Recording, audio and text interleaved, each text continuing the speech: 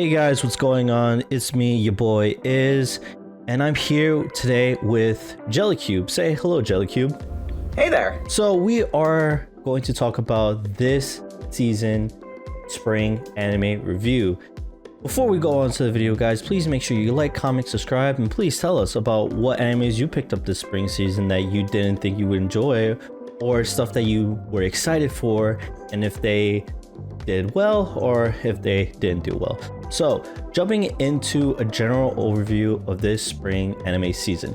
For me personally, I felt like spring season was actually pretty stacked this year. Not only did we get Nagatoro, Higehiro, and Killing Slime, we also got some pretty new ones like 86, Burning Kabaddi, the Neo World Ends With You actually also got an anime, which was a video game at first and turned into an anime, which I felt was really well done. Jelly, please give me your overall thoughts of this spring anime season. Yeah, I would really agree. I think that it was a pretty strong season. You know, you had a nice mix of names that you had already heard of or that were already popular. Like, you know, you had My Hero Academia, you had, like you said, Nagatoro, you had Slime Diaries, you even had stuff like Isekai Mao. You had these big names, but then like you said, there were smaller names that maybe not everybody would be familiar with, and even those really showed to be really good. Like you said, like 86, even shows like that really showed to be really strong, at least for a spring season coming off of the pandemic and things like that. Of course. So going into this spring anime season, we're going to be talking about our favorite animes that, you know, shined out a little bit more to us than those that also came out this season. For me, Higehiro. Oh boy, Higehiro was just I don't know, for a weird anime, sort of slice of life comedy, an adult man living with a teenage girl that he found off the street. At first I was a little skeptical, you know, because it did throw off with the little ecchi vibes and whatnot, with the girl saying that, oh, would you let me stay in your house because I live far away, and then immediately straight to I want to have intercourse with you right off the bat while they're in bed, and him denying her. I was like, okay, this does show kind of weird, but other than that, yeah, I was a little skeptic, so I gave it another shot in the next episode, and I fell in love with it. It's such a really well done anime, especially when it came to important things, with just living by yourself and just, you know, having just this one girl that's not you don't know, who you have no relationship to, and just him developing an actual friendship / relationship with her, I felt did really well. So just to give a quick premise of Higehiro to those who do not know what it is, essentially our main character asked out this one girl who was his boss at work, and she denies him. You know, she rejects him, and he takes that rejection not the best way, and decides to get drunk. And so he goes, has his drinks with his friend, and then comes on the way home drunk. He ends up seeing a teenage girl underneath a street light, and he asked her, what is she doing? And she says she's just standing there. Essentially, she asked him, can I stay in your house? And so that's just basically how it happens in the first episode, and then from then on you start to see the main character and this girl start to form a bond with each other, because we don't know anything about her, but we know a lot about our main character. And as the story progresses, we start to learn more and more little tidbits here and there, and it's just something of just what is really going on with her. You're left with this mystery of who is she really, you know, what is she doing, this and that. And so we're just sitting here just wondering, who is this girl really? But then once we get on to the later episodes, which are episodes 8, 9, 10, 11, 12, that's when we start to gain more backstory of her. We start to figure out that she's actually from a really rich family, and then that she ran away from home due to certain circumstances that happened between her and her mother. And then we start to understand it's like, oh, she has a justifiable reason for her leaving. So with this anime, it's something of, it's a little weird at first, but if you give it some more time and if you decide to, be more invested to it, it's an anime that is worth watching, and it will leave you with like a little nice soft-hearted feeling at the end. So that's my pick for the top anime this season. Jelly, what was the one anime that you saw and that stood out for you the most? I wasn't expecting it. For me personally, like I went into the season going to watch, the tip of My Hero, Nagatoro, and I'm a big fan of Reincarnated as a Slime, so I really wanted to watch Slime Diaries.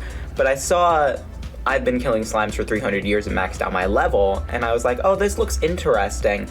And watching it fully, that one is probably one of my favorites from the season. Just, again, because I'm a big fan of comedy and slice of life, and I guess isekai a little bit, some sort of fantasy aspect. But I've been killing slimes for 300 years was really...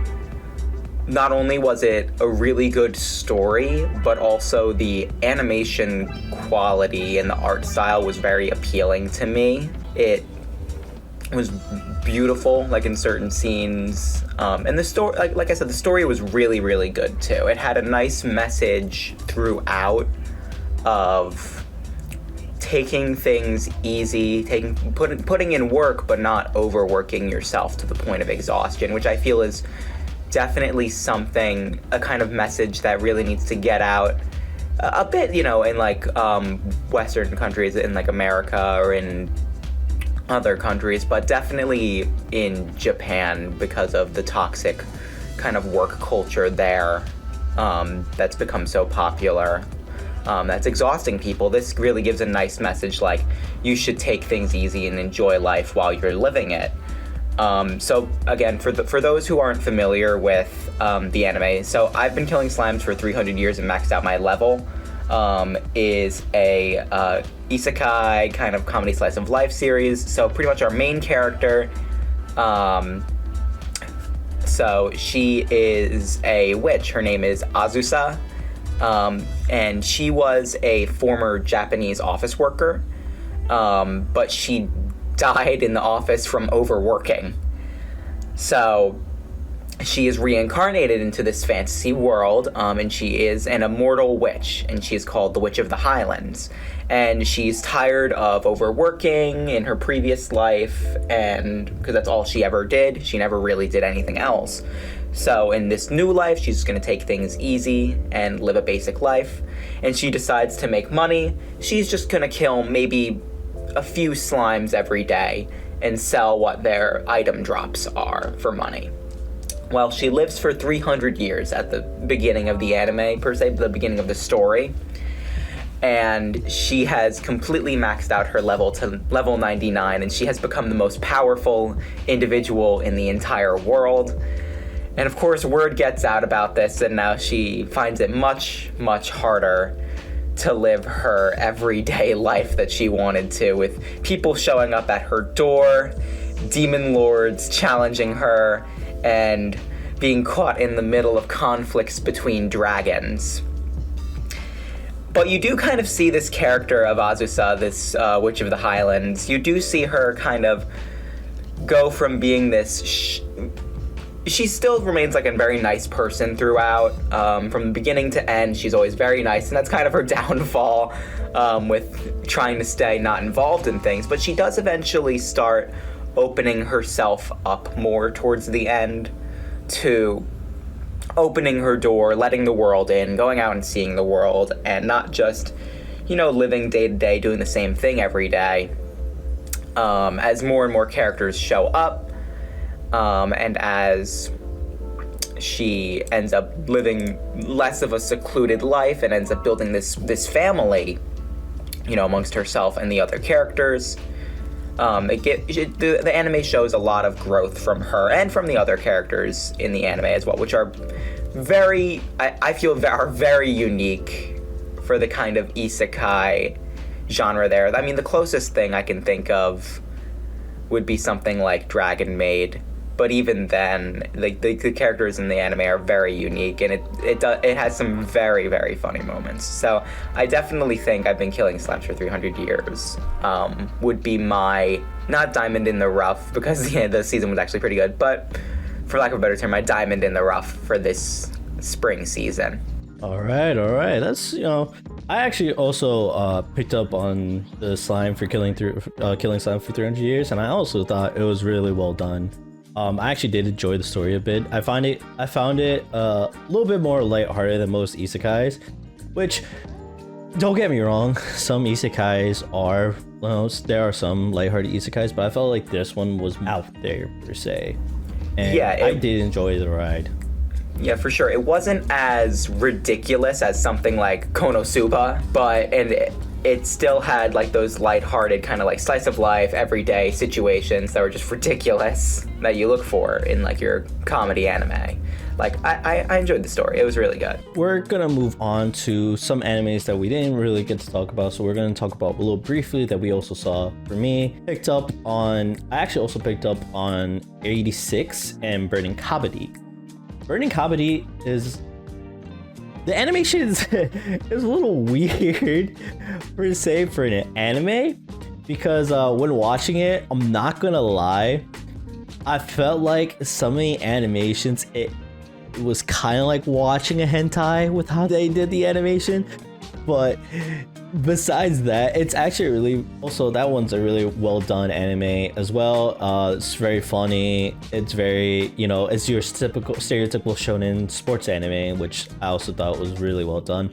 And in 86, the story for 86 actually got me well invested to it. Animation wise, really well done. I actually liked the whole entire plot of everyone in this society are manning unmanned drones, so they will never die, so they don't necessarily lose casualties. But as you find out that these unmanned drones are actually people, like these are people that were from the empire, that were stated as quote unquote like pigs of society, and they're used to man these drones that the military uses to command. And so I like that whole entire aspect of it. It really did get me invested into that show. It reminded me a little bit like IBO in that sense. But again, that was a really well done anime as well. What about you, Jelly? Was there another anime or two that you saw that really did catch your eye? Yeah, so like I said, I'm a big fan of Reincarnated as a Slime. So I watched the Slime Diaries, which I liked it for two big reasons. One, it gave you a better feel for the characters in the main anime, in the main series, and it gave you a better sense of kind of their like interpersonal relationships and things like that. But also I liked it for a second reason, and I've read the manga for Reincarnated as a Slime, and I actually found that the character designs and a little bit just the character designs and the just general look of the show matched up the manga a lot more, actually, in my opinion, than the regular anime. Maybe it was just they were trying to go for a chibi look or just something softer, but somehow, in my opinion, like at least with a couple of the characters, like with Hakuro, who is Rimuru's swordsman teacher, he looked a lot more accurate to the his manga and light novel portrayal in Slime Diaries, which I found to be at least interesting. I still miss the art style from the regular anime, but we'll get that next season back. But I also, on top of Slime Diaries, which I enjoyed a lot, I also really liked Nagatoro-san. I really liked. And I went into Nagatoro not really knowing what to expect, because I'd heard a lot about it just through like social media. I'd never read the manga or anything like that. Maybe a couple chapters. But I was kind of reluctant to watch it just because of the premise. It didn't seem like something I would really enjoy. But then just from watching it, it was very funny and very appealing. It was a really good watch. I really liked the animation style was really good. It gave me big like Takagi vibes, and other shows like that. But especially with Nagatoro, I really liked the interpersonal relationships there, because again, in slice of life and comedy, you only get these.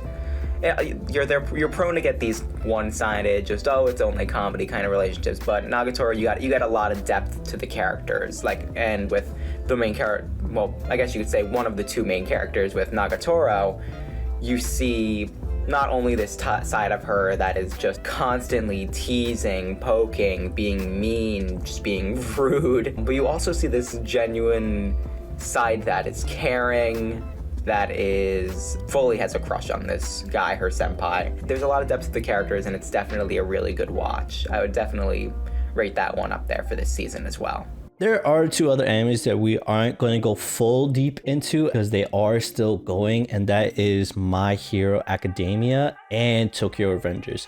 Those two animes, they're both going to be a 24 episode anime, so they won't end this season, but they will end next season, which we will get more into next time we do this video for the summer anime. But those two animes you guys should definitely catch if you're already caught up to My Hero. I hope you enjoyed the latest episode. Same thing with Tokyo Revengers, that last 12 episode for Tokyo Revengers. I've read the manga personally. I fell in love with it.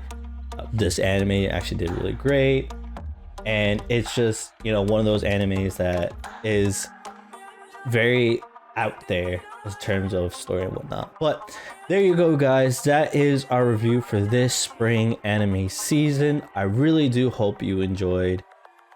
I really do hope you guys pick up our suggestions for some of these animes that we did talk about. You leave in the comments about animes that we didn't get to talk about, one of the ones that you thought were out there and outspoken. So there you guys have it. I hope you enjoyed this video. Jelly, do you have any last words to say? Nope, that's it for me. Again, guys, I hope you like, comment, share, subscribe, and we will definitely be seeing you in the next one. Peace. Bye.